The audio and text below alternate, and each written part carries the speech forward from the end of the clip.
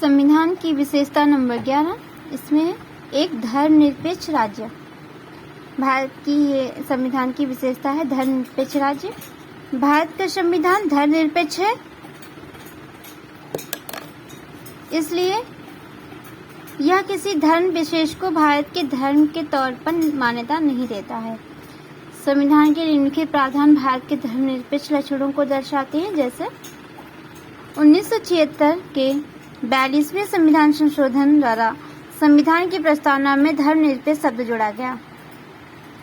संविधान की प्रस्तावना में धर्मनिरपेक्ष शब्द जोड़ा गया 1976 में 42वें संविधान संशोधन के द्वारा। नंबर 2, प्रस्तावना हर भारतीय नागरिक की आस्था, पूजा अर्चना व विश्वास की स्वतंत्रता की रक्षा करती है। किसी भी व्यक्ति को कानून के समक्ष समान समझा जाएगा और उसे कानून की समान सुरक्षा प्रदान की जाएगी, ऐसा अनुच्छेद 14 में कहा गया है। धर्म के नाम पर किसी प्रकार का भेदभाव नहीं किया जाएगा, अनुच्छेद 15 में कहा गया है। सार्वजनिक सेवाओं में सभी नागरिकों को समान अवसर दिए जाएंगे, अनुच्छेद 16 के अनुसार। हर व्यक्ति को किसी भी धर्म को अपनाने व उसके अनुसार पूजा अर्चना करने का समान अधिकार है, अनुच्छेद 25 के अनुसार। हर धार्मिक समूह अथवा इसके किसी हिस्से को अपने धार्मिक मामलों के प्रबंधन का अधिकार है, अनुच्छेद 26 के अनुसार। किसी भी व्यक्ति को किसी भी धर्म विशेष के प्रचार के लिए किसी भी प्रकार का कर देने के लिए बाध्य नहीं किया जाएगा, अनुच्छेद 27 के अनुसार।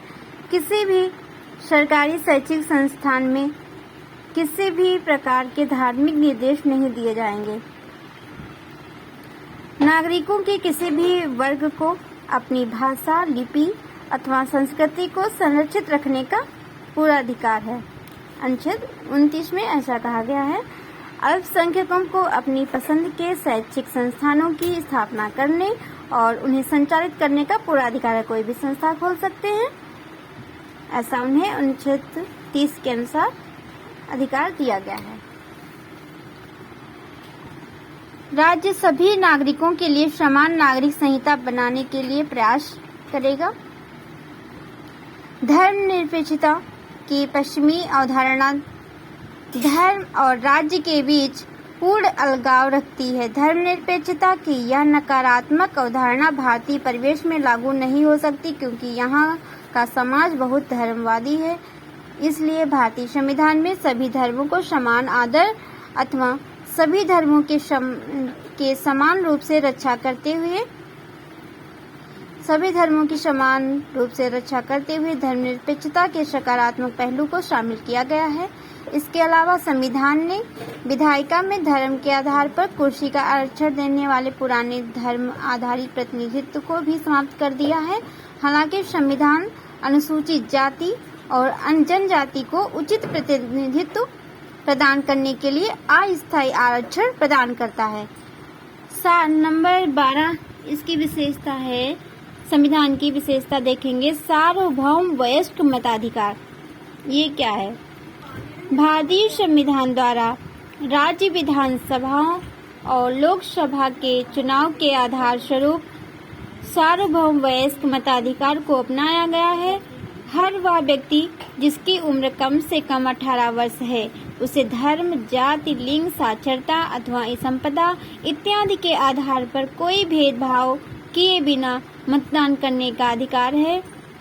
वर्ष 1989 में 61वें संविधान संशोधन अधिनियम 1988 के द्वारा मतदान करने की उम्र को 21 वर्ष से घटाकर 18 वर्ष कर दिया गया था। देश के बृहद आकार, जनसंख्या, उच्च गरीबी, सामाजिक असमानता, अशिक्षा आदि को देखते हुए संविधान निर्माताओं द्वारा सार्वभौम वयस्क मताधिकार को संविधान में शामिल करना एक साहसिक व सराहनीय प्रयोग था। वयस्क मताधिकार लोकतंत्र को बड़ा आधार देने के साथ साथ आम जनता के स्वाभिमान में वृद्धि करता है, समानता के सिद्धांत को लागू करता है, अल्पसंख्यकों को अपने हितों की रक्षा करने का अवसर देता है तथा कमजोर वर्गों के लिए नई आशाएं और प्रत्याशा जगाता है। सरल शब्दों में लिखा है, समझ में भी आ रहा है, ज़्यादा एक्सप्लेन करने की जरूरत नहीं है। संविधान की विशेषता नंबर 13 देखेंगे, एकल नागरिकता। भारतीय संविधान फेडरल है, सबको पता है, और 2 लक्षणों एकल संघीय का प्रतिनिधित्व करता है, मगर इसमें केवल एक एकल नागरिकता का प्रावधान है, अर्थात भारतीय नागरिकता केवल। दूसरी ओर अमेरिका जैसे देशों में प्रत्येक व्यक्ति के पास न केवल देश की नागरिकता होती है, बल्कि वह जिस राज्य में रहता है उसकी भी नागरिकता होती है। इसलिए वह अधिकारों के 2 समूहों को लाभ उठाता है, पहला राष्ट्रीय सरकार द्वारा प्रदत्त, दूसरा राज्य सरकार द्वारा। भारत में सभी नागरिकों को, चाहे वो किसी भी राज्य में पैदा हुए हो या रहते हो, किसी भी राज्य में रहते हो, संपूर्ण देश में नागरिकता के समान राजनीतिक और नागरिक अधिकार प्राप्त होते हैं और उनमें कोई भेदभाव नहीं किया जाता है, सिवाय कुछ मामलों के, जैसे जनजातीय क्षेत्र, जम्मू और कश्मीर इत्यादि। वैसे अब तो जम्मू कश्मीर भी केंद्र शासित हो गया है। सभी नागरिकों के लिए एकल नागरिकता और समान अधिकारों के संवैधानिक प्रावधानों के बावजूद भारत में सांप्रदायिक दंगे, वर्ग संघर्ष, जातिगत युद्ध, भाषाई विवाद, निर्जातीय विवाद होते रहे हैं। इसका अर्थ यह है कि संविधान के निर्माताओं ने एकीकृत और संगठित भारत राष्ट्र के निर्माण का जो सपना देखा था वह पूरी तरह पूरा नहीं हो पाया, ऐसा हम कह सकते हैं, देख भी सकते हैं। इसके लिए बहुत सारे रीजन हैं। 14 नंबर देखेंगे, स्वतंत्र निकाय। अब भारतीय संविधान की विशेषता है स्वतंत्र निकाय। क्यों? भारतीय संविधान केवल विधायिका, कार्यपालिका व सरकार, न्यायिक अंग की उपलब्ध करता है। कार्यपालिका, विधायिका और न्यायपालिका, बल्कि यह कुछ स्वतंत्र निकायों की स्थापना भी करता है। जैसे आगे देखेंगे, इन्हें संविधान ने भारत सरकार के लोकतांत्रिक तंत्र के महत्वपूर्ण स्तंभों के रूप में परिकल्पित किया है। ऐसे कुछ स्वतंत्र निकाय हैं, निम्नलिखित हैं: संसद, राज्य विधानसभाओं, भारत के राष्ट्रपति और भारत के उपराष्ट्रपति के लिए स्वतंत्र और निष्पक्ष चुनाव सुनिश्चित करने हेतु निर्वाचन आयोग। एक निर्वाचन आयोग होगा जो स्वतंत्र और निष्पक्ष चुनाव सुनिश्चित करेगा। राज्य और केंद्र सरकार के खातों के अंकेक्षण के लिए भारत का नियंत्रक और महालेखाकार ये जनता के पैसे के संरक्षक होते हैं और सरकार द्वारा किए गए खर्चों की वैधानिकता, उनके उचित होने का टिप्पणी करते हैं। जो नियंत्रक महालेखाकार हैं, ये लोग लेखा जोखा रखते हैं, कितना कहाँ पे पैसा खर्च हुआ। संघ लोक सेवा आयोग या अखिल भारतीय लोक सेवाओं व उच्च स्तरीय केंद्रीय सेवाओं के लिए भर्ती हेतु परीक्षा का आयोजन करता है। संघ लोक सेवा आयोग ये परीक्षाओं का आयोजन करता है। अनुशासनात्मक मामलों पर राष्ट्रपति को सलाह भी देता है संघ लोक सेवा आयोग जो है। तो निर्वाचन आयोग, संघ लोक सेवा आयोग और ये नियंत्रक महालेखाकार हो गए। फिर है राज्य लोक सेवा आयोग, जिसका काम हर राज्य में राज्य सेवाओं के लिए भर्ती हेतु परीक्षाओं का आयोजन करना, अनुशासनात्मक मामलों पर राज्य को सलाह देना, विभिन्न प्रावधानों, कार्यकाल की सुरक्षा, निर्धारित सेवा शर्तें, भारत की संचित निधि पर भारतीय विभिन्न व्यय आदि के माध्यम से संविधान इन निकायों की स्वतंत्रता सुनिश्चित करता है। 15 नंबर देखेंगे, आपातकालीन प्रावधान। ये क्या है?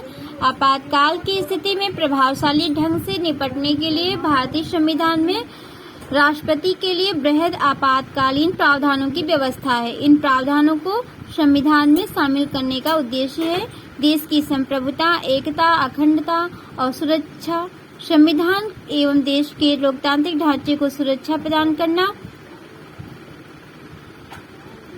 ये प्रावधान संविधान में शामिल करने के उद्देश्य है। संविधान में 3 प्रकार के आपातकाल की विवेचना की गई है। इसको हम विस्तार से राष्ट्रपति आपातकाल शासन में पढ़ सकते हैं। राष्ट्रीय आपातकाल जैसे युद्ध, आक्रमण, सशस्त्र विद्रोह, अशांति, जब कोई आक्रमण हो, युद्ध हो, अनुच्छेद 352 के तहत ऐसा कहा गया है। फिर राष्ट्रपति शासन कब लागू होता है? अनुच्छेद 356, जब कोई राज्यों में संवैधानिक तंत्र असफल हो गया हो, संविधान का पालन ना हो रहा हो। फिर वित्तीय आपातकाल की घोषणा, ये कब होती है? अनुच्छेद 360 के तहत वित्तीय स्थिरता या प्रत्येक संकट में, जब भारत की वित्तीय व्यवस्था संकट में हो। आपातकाल के दौरान देश की पूरी सत्ता केंद्र सरकार के हाथों में आ जाती है और राज्य केंद्र के नियंत्रण में चले जाते हैं। इससे संविधान में संशोधन किए बगैर देश का ढांचा संघीय से एकात्मक हो जाता है। राजनीतिक तंत्र का संघीय से एकात्मक में परिवर्तित होना भारतीय संविधान की एक अद्वितीय विशेषता है।